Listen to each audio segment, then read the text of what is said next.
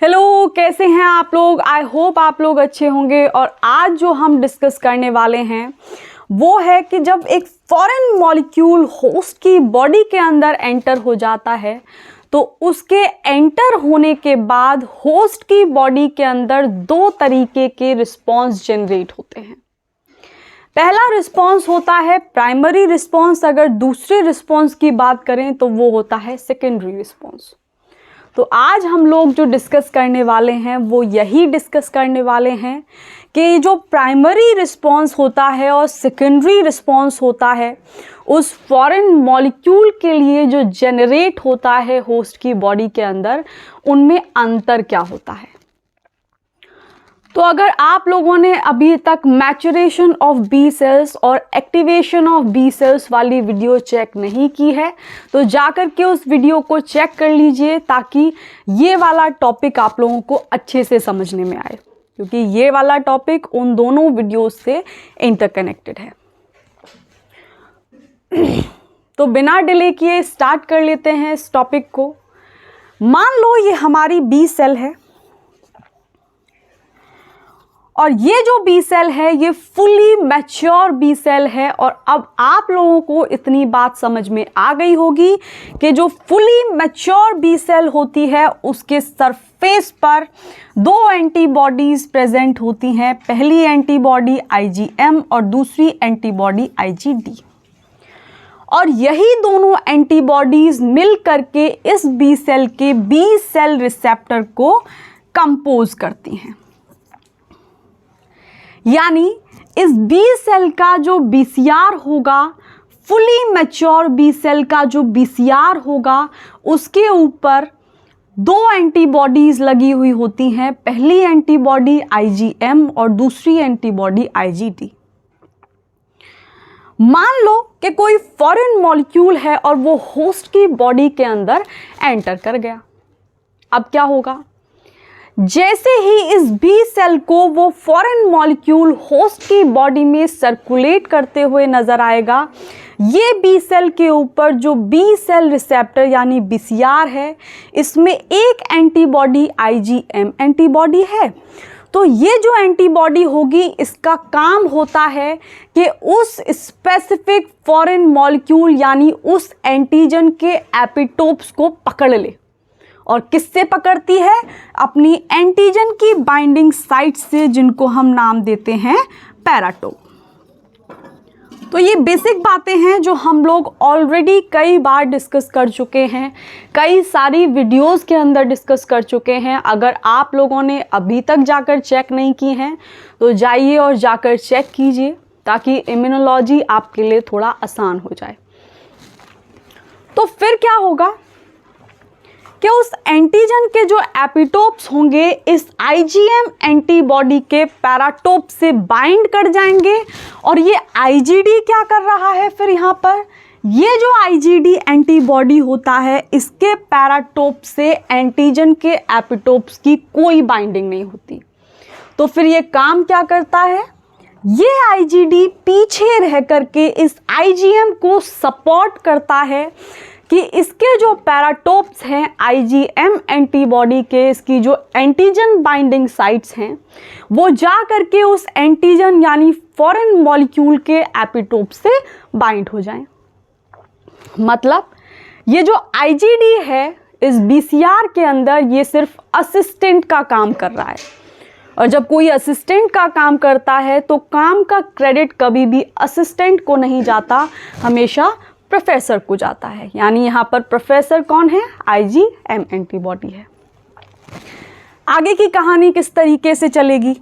जैसे ही इस IgM antibody के पैराटोप से उस एंटीजन के एपिटोप्स बाइंड हो जाएंगे, वैसे ही इस बी सेल के न्यूक्लियस तक सिग्नल जाएगा और वो सिग्नल पहुंचाने का काम एक दूसरा मॉलिक्यूल करता है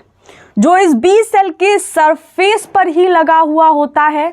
और अब ये BCR क्यों ये काम नहीं कर पा रहा है, ये बात भी तो आप लोगों के दिमाग में आ रही होगी कि भाई BCR ही है, उसमें जो IgM एंटीबॉडी है, ये IgM एंटीबॉडी के पैराटोप्स ने उस एंटीजन के एपिटोप्स को पकड़ा है। तो फिर ऐसा क्यों है कि ये BCR न्यूक्लियस तक सिग्नल नहीं पहुंचा पा रहा है? वो इसलिए क्योंकि इस BCR की जो साइटोसोलिक टेल होती है, यानी ये साइटोसोलिक टेल यानी इसकी पूंछ छोटी होती है, और पूंछ जब छोटी होती है इसकी वजह से जो न्यूक्लियस है,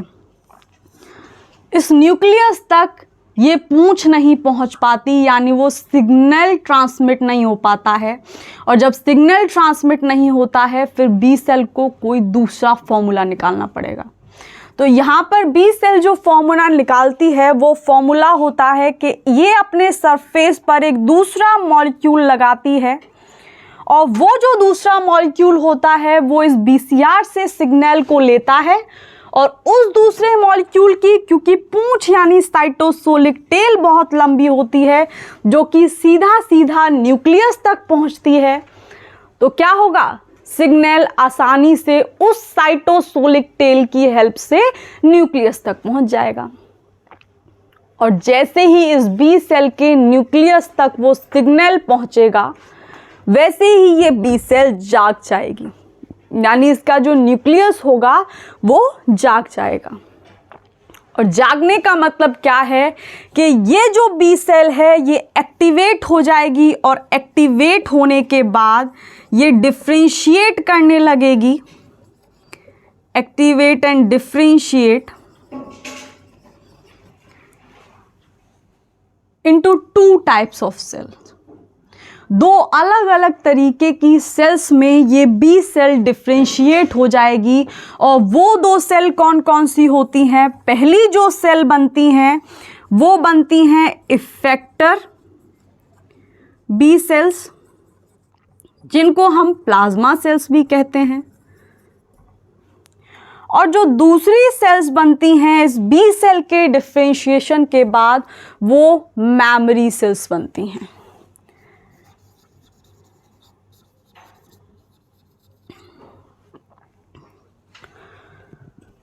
तो अब क्या हो रहा है कि ये जो इफेक्टिव बी सेल हैं यानी ये जो प्लाज्मा सेल्स हैं, ये प्लाज्मा सेल्स काम करना स्टार्ट कर देती हैं, और इनके काम करने का तरीका होता है कि एंटीबॉडीज़ को सिक्रीट कर दो। यानी हम लोग जानते हैं कि होस्ट की बॉडी के अंदर 5 तरीके की एंटीबॉडीज़ होती हैं, और उस एंटीबॉडीज़ के बारे में यानी उन सारी की सारी एंटीबॉडीज़ के बारे में भी हम लोग डिटेल में डिस्कस कर चुके हैं। तो क्या होगा कि ये इफेक्टिव बी सेल जैसे ही एक्टिवेट होगी प्लाज्मा के अंदर, ब्लड के प्लाज्मा के अंदर, वैसे ही ये जो इफेक्टिव बी सेल है ये एंटीबॉडीज को सिक्रीट करना स्टार्ट कर देगी, और ये जो एंटीबॉडीज होंगी ये एंटीबॉडीज उस पैथोजन को मारना स्टार्ट कर देंगी। तो ये जो इफेक्टिव बी सेल उस पैथोजन के लिए, उस फॉरेन मॉलिक्यूल के लिए होस्ट की बॉडी में पहली बार बनी है, इन इफेक्टिव बी सेल्स के द्वारा जो होस्ट की बॉडी में रिस्पॉन्स जनरेट होता है उसी को हम नाम देते हैं प्राइमरी रिस्पॉन्स। भाई पहली तरीके की सेल्स का तो काम आपको समझ में आ गया कि इफेक्टिव बी सेल्स यानी प्लाज्मा सेल्स जो होती हैं वो सीधा का सीधा पैथोजन पे वार करने के लिए होती हैं, यानी जैसे ही ये एक्टिवेट होंगी वैसे ही ये एंटीबॉडीज़ को सिक्रीट करेंगी, और वो जो एंटीबॉडीज़ होती हैं वो उन पैथोजन को मारना स्टार्ट कर देंगी। ठीक है, अब एक दूसरी तरीके की सेल्स भी बन रही हैं जिनको हम मेमोरी सेल्स नाम दे रहे हैं। तो ये मेमोरी सेल्स क्यों बन रही हैं? मेमोरी सेल्स इसलिए बनती हैं कि अगर यही वाला फॉरेन मॉलिक्यूल यानी यही वाला पैथोजन, यही वाला बैक्टीरिया या वायरस अगर होस्ट की बॉडी में दोबारा से एंटर होता है तो उस केस में इन बी सेल्स को रिकॉग्नाइज करना, आइडेंटिफाई करना, कैटेगराइज करना, ये सब दोबारा से ना करना पड़े और होस्ट की जो एनर्जी है वो फालतू में इन्वेस्ट ना हो, इसलिए ये जो मेमोरी बी सेल्स बनती हैं, इन मेमोरी बी सेल्स का काम होता है कि उस फॉरेन मॉलिक्यूल के रिकॉर्ड को, उसके डेटा को अपने अंदर फीड कर लेती हैं कि हमारी जो इफेक्टर बी सेल्स थी उन्होंने कौन सी एंटीबॉडी सिक्रीट की थी जिसके बाद इस पैथोजन की अल्टीमेटली डेथ हो गई थी, या फिर किस तरीके की इफेक्टर प्लाज्मा बी सेल्स ने कौन सा प्रोसीजर अप्लाई किया था जिसके बाद उस फॉरेन मॉलिक्यूल की डेथ हो गई थी। तो ये सारा जो डेटा होता है इन मेमोरी सेल्स के पास रिकॉर्ड हो जाता है, और अगर वही एंटीजन यानी वही फॉरेन मॉलिक्यूल अगर होस्ट की बॉडी में दोबारा एंटर करता है तो उस केस में ये जो मेमोरी बी सेल्स होती हैं जो पहली बार उस पैथोजन के लिए बनी थी, उस फॉरेन मॉलिक्यूल के लिए बनी थी, ये वापस से एक्टिवेट हो जाती हैं, और एक्टिवेट होने के बाद पहले इरेज कर लेते हैं, फिर आगे चलते हैं, मेमोरी सेल्स से आगे चलते हैं। अब हम लोग बात कर रहे हैं कि अगर वही सेम पैथोजन होस्ट की बॉडी में दोबारा एंटर करता है तो उस केस में क्या होता है। तो मान लो ये हमारी मेमोरी बी सेल्स हैं, और ये मेमोरी बी सेल्स उस पैथोजन के लिए, जब वो पैथोजन पहली बार होस्ट की बॉडी में आया था तब ये मेमोरी बी सेल्स बनी थी। तो अब ये मेमोरी बी सेल्स जब वही सेम पैथोजन, सेम सीक्वेंसेस वाला पैथोजन होस्ट की बॉडी में दोबारा एंटर करेगा तो ये जो मेमोरी बी सेल्स होंगी ये वापस से एक्टिवेट हो जाती हैं, और जैसे ही ये एक्टिवेट होंगी ये फर्दर दो तरीके की सेल्स में डिफ्रेंशिएट हो जाती हैं, और इनके डिफ्रेंशिएशन के बाद जो दो सेल्स बनती हैं उनमें पहली सेल होती हैं वही सेम इफेक्टर बी सेल्स जिनको हम प्लाज्मा सेल्स बोलते हैं, और दूसरी जो सेल्स बनती हैं वो और ज़्यादा मोर मेमोरी सेल्स बन जाती हैं। तो ये जो मेमोरी बी सेल्स हैं ये डिफ्रेंशिएट होने के बाद ये भी दूसरी बार में इफेक्टर बी सेल्स बना देती हैं जो कि प्लाज्मा के अंदर होती हैं, और ये काम क्या करती हैं, ये एंटीबॉडीज़ को सिक्रीट करती हैं, और वो जो एंटीबॉडीज़ जो होस्ट की बॉडी के अंदर जब सेम पैथोजन दोबारा से एंटर होता है तब बनती हैं, उन एंटीबॉडीज़ को हम नाम देते हैं कि वो एंटीबॉडीज़ होस्ट की बॉडी के अंदर सेकेंडरी रिस्पॉन्स जनरेट कर रही होंगी। तो समझ में आया कि अगर एक पैथोजन होस्ट की बॉडी के लिए नया है और होस्ट की बॉडी के अंदर वो फॉरेन मॉलिक्यूल पहली बार एंटर कर रहा है तो उसके बाद जो इम्यून सेल्स हैं एक्टिवेट होंगी और उस फॉरेन मॉलिक्यूल के खिलाफ जो रिस्पॉन्स जनरेट होगा वो हमारा प्राइमरी रिस्पॉन्स होता है। और अगर वही सेम पैथोजन दोबारा से होस्ट की बॉडी के अंदर एंटर करता है, दोबारा से, तिबारा से या फिर चौथी बार एंटर करता है, तो हमारी जो मेमोरी बी सेल्स पहली बार में उस पैथोजन के लिए बनती हैं वो मेमोरी बी सेल्स एक्टिवेट हो जाती हैं, डिफ्रेंशिएट हो जाती हैं, और वो भी दो तरीके की सेल्स को बनाना स्टार्ट कर देती हैं। पहली जो सेल्स होती हैं वो इफेक्टर बी सेल्स होती हैं जिनको हम प्लाज्मा सेल्स बोलते हैं, लेकिन इस बार वो पैथोजन दूसरी बार आया है क्योंकि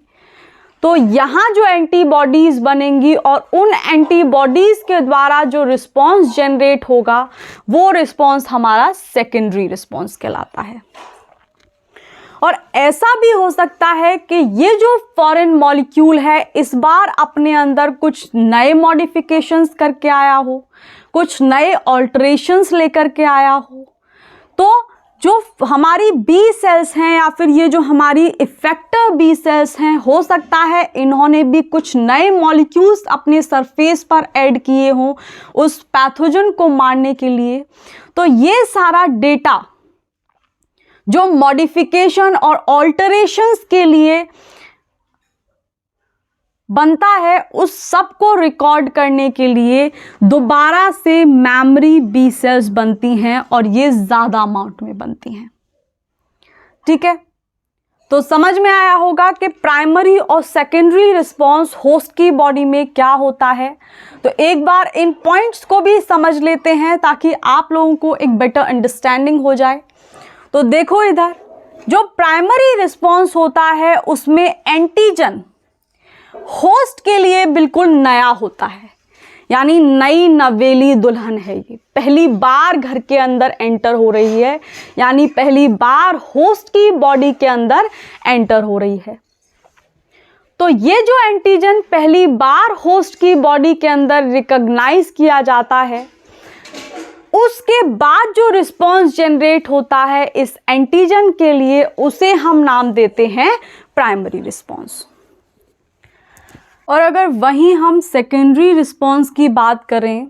तो सेकेंडरी रिस्पॉन्स में क्या होता है कि अगर वही सेम एंटीजन जो पहले होस्ट की बॉडी में ऑलरेडी एंटर कर चुका है, अगर वही सेम एंटीजन दूसरी बार या और कई बार होस्ट की बॉडी में एंटर करता है, तो एंट्री के बाद जो रिस्पॉन्स होस्ट की बॉडी में जनरेट होता है वो रिस्पॉन्स कहलाता है सेकेंडरी रिस्पॉन्स। अभी आप लोग देख ही चुके हैं। एक डिफरेंस हम लोगों ने ये भी देखा कि जो प्राइमरी रिस्पॉन्स होता है, इस प्राइमरी रिस्पॉन्स के अंदर नाइव बी सेल जो अभी अभी मैच्योर हुई हैं, जो अभी अभी बनी हैं, वो सेल्स एक्टिवेट होती हैं। और वहीं अगर हम बात करें सेकेंडरी रिस्पॉन्स की, तो सेकेंडरी रिस्पॉन्स में क्या हो रहा था, इधर देखकर मुझे बताओ। सेकेंडरी रिस्पॉन्स के अंदर ये जो मेमोरी बी सेल्स हैं, जो ऑलरेडी पहली बार जब होस्ट की बॉडी के अंदर वो फॉरेन मॉलिक्यूल एंटर हुआ था, तो उसके अगेंस्ट या फिर उसके डेटा को रिकॉर्ड करने के लिए जो मेमोरी बी सेल्स बनती हैं, ये memory B cells secondary response के अंदर एक्टिवेट होती हैं। और एक्टिवेट होने के बाद ये डिफ्रेंशिएट हो जाती हैं दो तरीके की सेल्स में फर्दर। पहले हमारी इफेक्टर बी सेल्स, जिनको हम प्लाज्मा सेल्स भी बोलते हैं, और ये जो इफेक्टर बी सेल्स उन ऑल्टरेशंस या फिर उन मॉडिफिकेशंस जो होस्ट इस बार लेकर आया है, उनके लिए जो एंटीबॉडीज सिक्रीट करता है या एंटीबॉडीज का प्रोडक्शन करता है, वो रिस्पॉन्स जो जनरेट होता है होस्ट की बॉडी के अंदर, उसको हम नाम देते हैं सेकेंडरी रिस्पॉन्स। और इसके बाद उस डेटा को रिकॉर्ड करने के लिए जो नए मॉडिफिकेशंस हैं, जो ऑल्टरेशंस हैं, या फिर किस तरीके से इन इफेक्टर बी सेल्स ने, प्लाज्मा सेल्स ने उन मॉडिफिकेशंस के साथ डील किया, इस रिकॉर्ड को रखने के लिए दूसरे तरीके की सेल्स भी बनती हैं, जिनको हम मेमोरी बी सेल्स बोलते हैं। अगर हम बात करें एंटीबॉडीज़ के बारे में कि भाई सेकेंडरी और प्राइमरी रिस्पॉन्स के अंदर कौन से वाली एंटीबॉडी ज़्यादा बनती है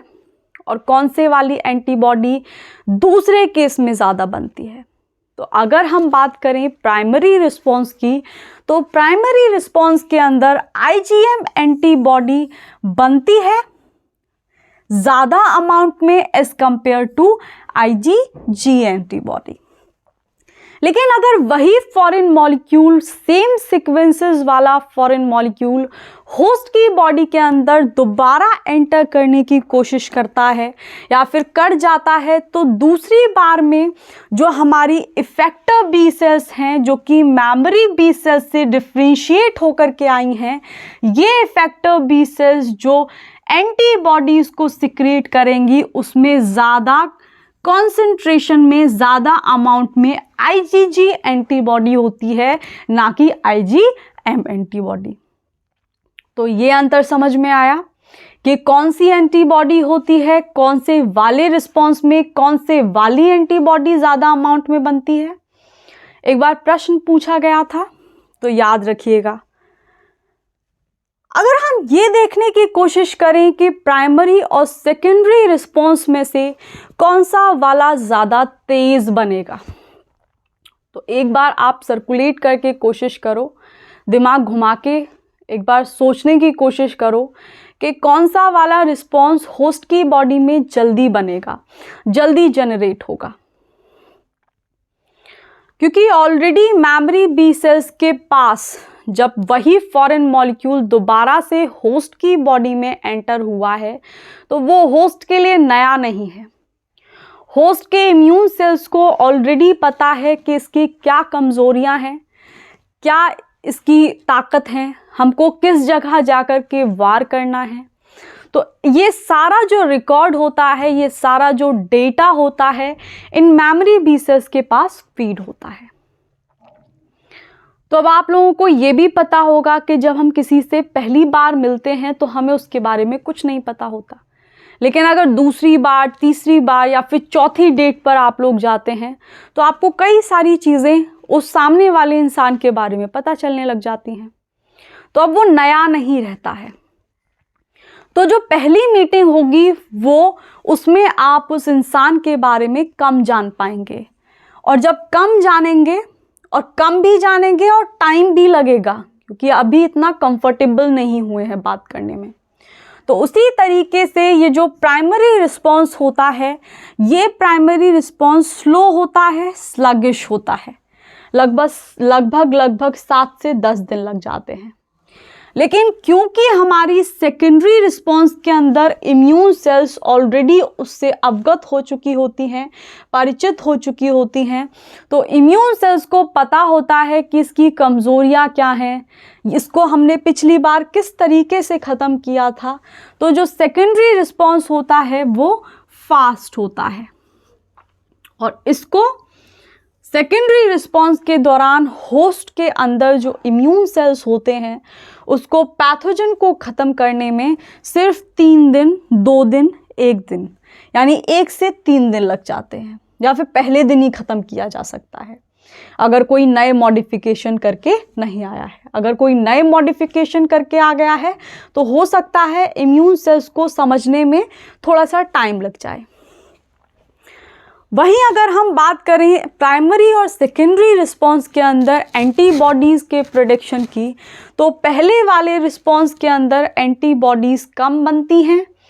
क्योंकि पहली बार हम ये देख रहे होते हैं, हमारे इम्यून सेल्स ये देख रहे होते हैं कि कौन से वाली तरीके की एंटीबॉडीज़ के क्लोन से ये जो हमारा फॉरेन मॉलिक्यूल है ये मर रहा है। तो धीरे धीरे कम अमाउंट में थोड़ी थोड़ी अलग अलग तरीके की एंटीबॉडीज़ बनाई जाती हैं, ताकि अगर गलत एंटीबॉडी बन जाए तो फालतू में होस्ट की एनर्जी इन्वेस्ट ना हो जाए, होस्ट की एनर्जी वेस्ट ना हो जाए। और वहीं हम सेकेंडरी रिस्पॉन्स की बात करें तो मेमोरी सेल्स को पहले ही पता होता है कि कौन सी एंटीबॉडीज़ हमको बनानी है, कौन से सीक्वेंसेस हैं इस स्पेसिफिक फॉरेन मॉलिक्यूल के। तो दूसरे केस में जो मेमोरी बी सेल्स होती हैं, वहाँ से जो डिफ्रेंशिएट होने के बाद ये इफेक्टर बी सेल बनती हैं, ये इफेक्टर बी सेल्स ज़्यादा अमाउंट में एंटीबॉडीज़ को बनाना स्टार्ट कर देती हैं। तो ये अंतर हो गया प्राइमरी और सेकेंडरी रिस्पॉन्स के बीच में, और इसी के साथ हम इस वीडियो को ख़त्म करते हैं।